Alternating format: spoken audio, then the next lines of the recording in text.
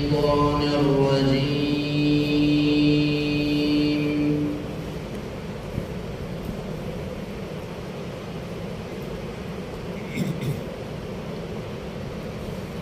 بسم الله الرحمن الرحيم.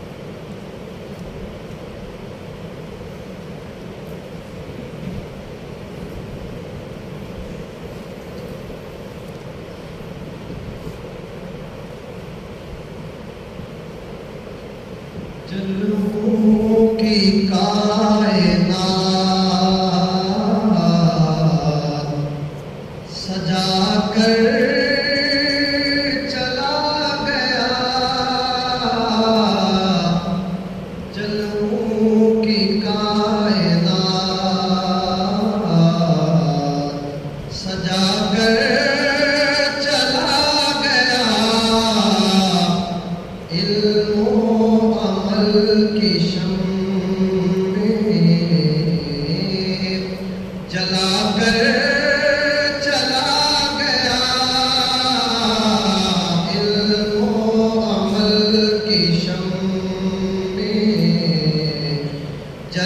کر چلا گیا جلووں کی کائنات سجا کر چلا گیا وابستہ کر دیا ہے علم نبی کے ساتھ وابستہ کر دیا ہے علم نبی کے ساتھ ہے عشق اتباع ہے عشق اتباع بتا کر چلا گیا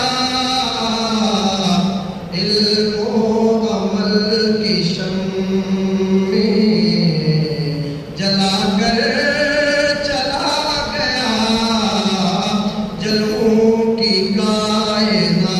کائنات سجا کر چلا گیا قائم رہے گا حسن سدا قیل و قال کا قائم رہے گا حسن سدا قیل و قال کا ایک چشمہ فیوز بہا کر چلا گیا جلووں کی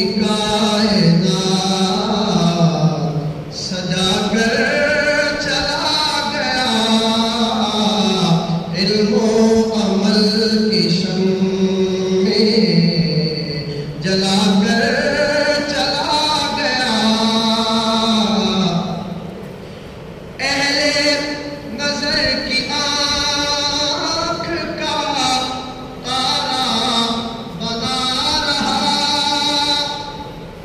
اہل نظر کی آنکھ کا تارا بنا رہا افسانہ زندگی افسانہ زندگی کا سنا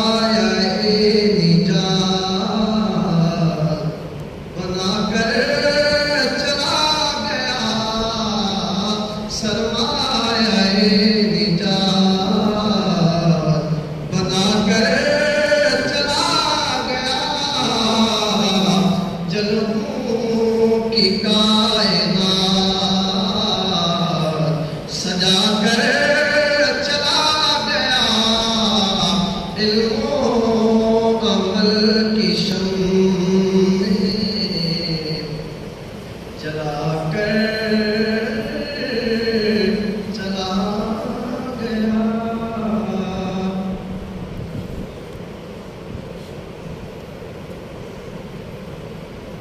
جلووں کی کائنات سجا کر چلا گیا، جلووں کی کائنات سجا کر چلا گیا، علم و عمل کی شمع جلا کر چلا گیا۔ بلا شک ہمارے استاد محترم حضرت استاد جی نمبر اللہ ایسے ہی تھے۔ ان کی خدمات کسی ایک میدان میں نہیں، ان کی دینی، ملی، قومی، تربیتی، تدریسی، تعلیمی خدمات کا دائرہ بہت وسیع ہے۔ مجھے تونسا جانا ہوا، حضرت مولانا حبیب الرحمان تونسوی صاحب وہاں کے بہت بڑے عالم دین ہیں، وہ فرمانے لگے حضرت اقدس مولانا ظفر احمد قاسم صاحب رحمۃ اللہ علیہ رحمۃ واسعہ کا جو علمی تفکر تھا، جو ان کی علمی شان، علمی کمال، علمی جلال اور علمی استعداد تھی، وہ دارالعلوم کبیر والا میں ظاہر ہوئی، اور جو ان کا انتظامی تفکر تھا وہ جامعہ خالد ابن ولید رضی اللہ تعالیٰ عنہ کی شکل میں ظاہر ہوئی۔ کہتے ہیں جب مولانا ظفر احمد قاسم صاحب رحمۃ اللہ علیہ نے دارالعلوم کبیر والا چھوٹا تھا، وہاں سے چھوڑ کر گئے تھے تو پورے پاکستان میں علمی دنیا میں ہلچل مچ گئی تھی۔ کہتے میں پتہ نہیں کہاں تھا، مجھ تک بھی خبر پہنچی کہ مولانا ظفر احمد قاسم صاحب دارالعلوم کبیر والا چھوڑ کے چلے گئے۔ اللہ تعالیٰ نے انہیں نوازا تھا۔ حضرت ساجی مولانا زید احمد صاحب کی حادثت سے ایک بات ساجی کہ میں وہ کبھی یاد آئی سنانا چاہتا ہوں۔ انہیں میلسی کے قاری صاحب کا فون آیا، ہمارا ایک مریض تھا سعودی عرب میں، ان کی حالت کافی سیریس تھی، تو ہمیں انہیں ایک سعودی عرب کے پرائیویٹ ہسپتال میں داخل کروانا پڑا۔ 7 دن ہسپتال میں رہے تو 7 دن ہسپتال کا جو خرچہ تھا وہ 60,000 ریال ہو گیا، یعنی پاکستان کے 25-30 لاکھ روپے، اور وہ لوگ مزدور ٹائپ آدمی تھے، انتہائی غریب تھے۔ تو پرائیویٹ ہسپتال کی انتظامیہ نے کہا ہم آپ کو اس وقت تک آپ کا مریض نہیں دیں گے جب تک آپ 60,000 روپے پے نہیں کریں گے، یہ اماؤنٹ ہمیں جمع نہیں کروائیں گے، اس وقت تک ہم آپ کا مریض یہاں سے لے جانے دیں گے۔ اب بیچارے وہ بہت پریشان ہوئے۔ اب انہوں نے سوچا کہ ہمارے پاس ایک چھوٹا سا گھر ہے، ہمارے کچھ جانور ہیں، وہ جانور بیچ دیں، گھر بیچ دیں، ساری جائیداد جو کچھ ہمارے پاس ہے سارا بھی بیچ دیں، تب بھی جا کر ہماری جو مطلوبہ اماؤنٹ مقدار ہے وہ پوری نہیں ہو پائے گی۔ تو بہت پریشان تھے، جگہ جگہ انہوں نے رابطہ کیا۔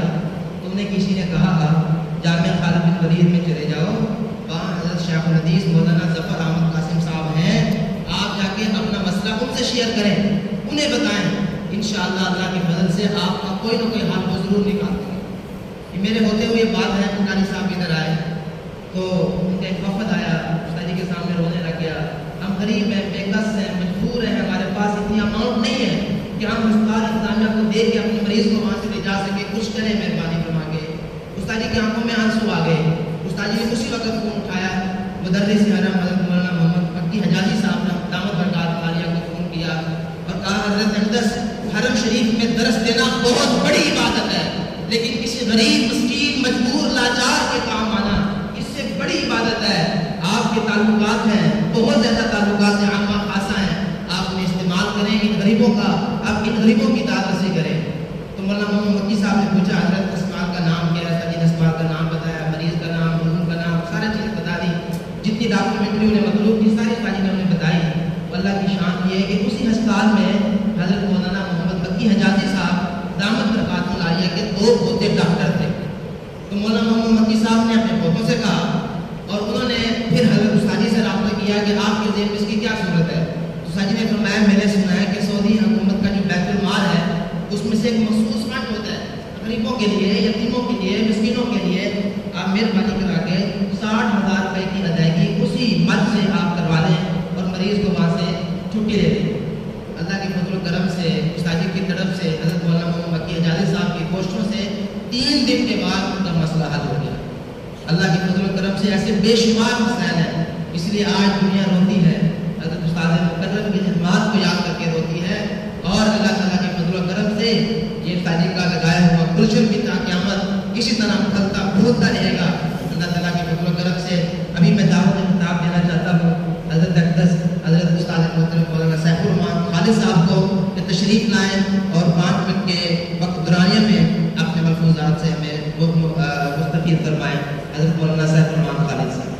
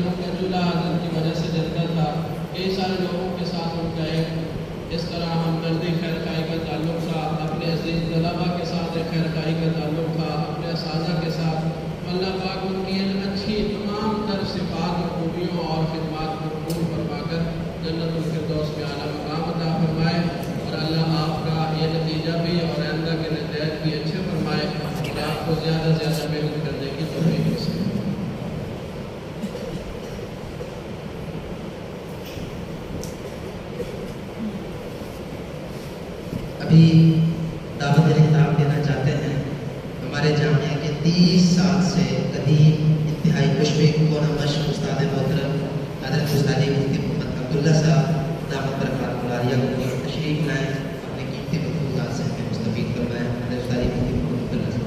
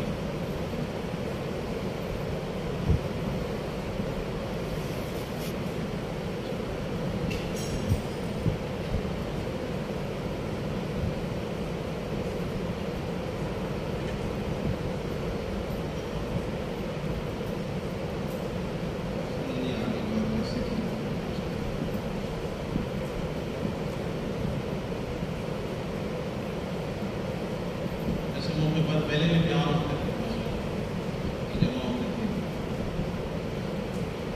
آنے والے کا انتخاب ہوتا تھا مقامات بلائیں لاکھ روپے ہزار ہوتے تھے سارے لاکھ میں بند ہو گیا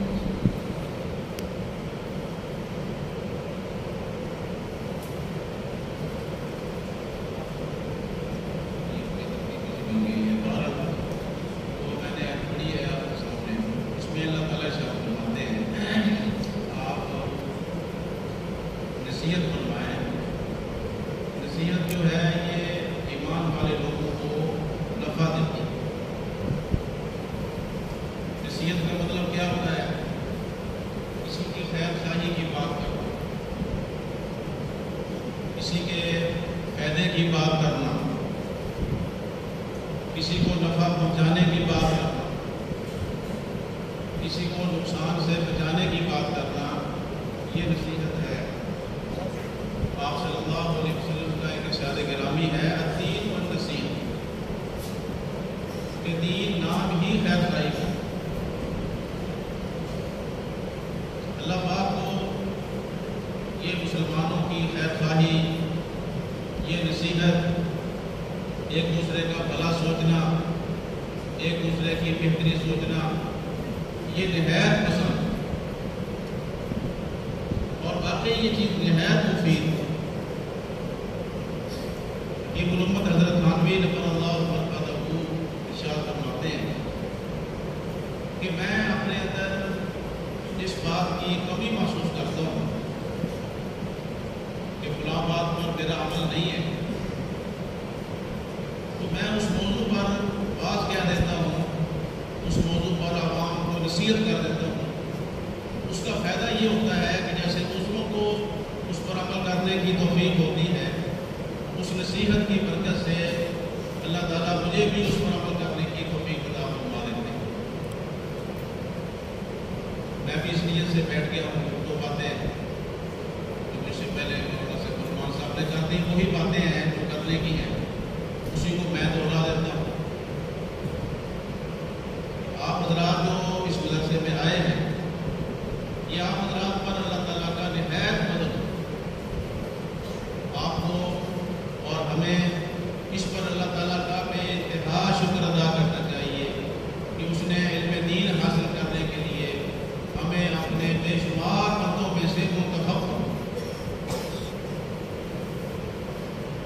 اب یہ جو موجودہ مجلس ہے، یہ آپ جانتے ہیں کہ امتحان ہوا، امتحان کے جو نتائج ہیں وہ آج آپ کے سامنے سنائے جائیں گے۔ جن ساتھیوں نے ماشاءاللہ خوب محنت کی ہے، اچھے نمبروں میں پاس ہوئے ہیں، ان کو انعام سے نوازا جائے گا۔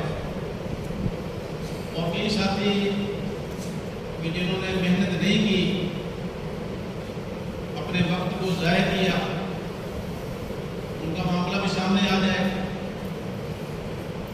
اللہ والے فرماتے ہیں کہ اس موجودہ کیفیت کو دیکھ کر ہمیں آخرت کا جو معاملہ ہے اس کو سامنے رکھنا چاہیے کہ جیسے یہاں دنیا میں مجلس قائم ہے، محنت کرنے والوں کو انعامات سے نوازا جا رہا ہے، اور خدا نخواستہ جو بد محنت ہیں ان کا دوسرا معاملہ ہے۔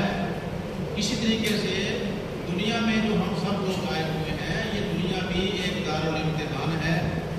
اللہ پاک نے ہم سب کو دنیا میں جو بھیجا ہے وہ اسی مقصد کے لیے، تاکہ دنیا میں رہ کر ہم اپنی آخرت کی کامیابی کو یقینی بنانے کی کوشش کریں، ایمان لائیں، اعمال صالحہ کریں، اچھی زندگی گزاریں، اللہ اور اس کے رسول کے احکامات کے مطابق زندگی گزاریں، تاکہ آخرت میں سب لوگوں کے سامنے ہمیں بھی انعامات سے اللہ پاک لگا دیں۔ اور خدا نخواستہ جو یہاں محنت نہیں کریں گے، ایمان نہیں لائیں گے، اعمال صالحہ نہیں کریں گے، تو جیسے یہاں کوئی فیل ہو جائے، کوئی ناکام ہو جائے، خدا نخواستہ اس کا انجام اچھا نہیں ہوتا۔ اسی طریقے سے آخرت کا معاملہ بھی ایسے ہی۔ یہ مشہور وقت اللہ کے بزرگ کہتے تھے یکرم الرجل او یوحان، عند الامتحان یکرم الرجل او یوحان، کہ امتحان کے وقت یا تو آدمی کا اکرام کیا جاتا ہے، عزت کی جاتی ہے، انعام دیا جاتا ہے، اگر وہ محنت سے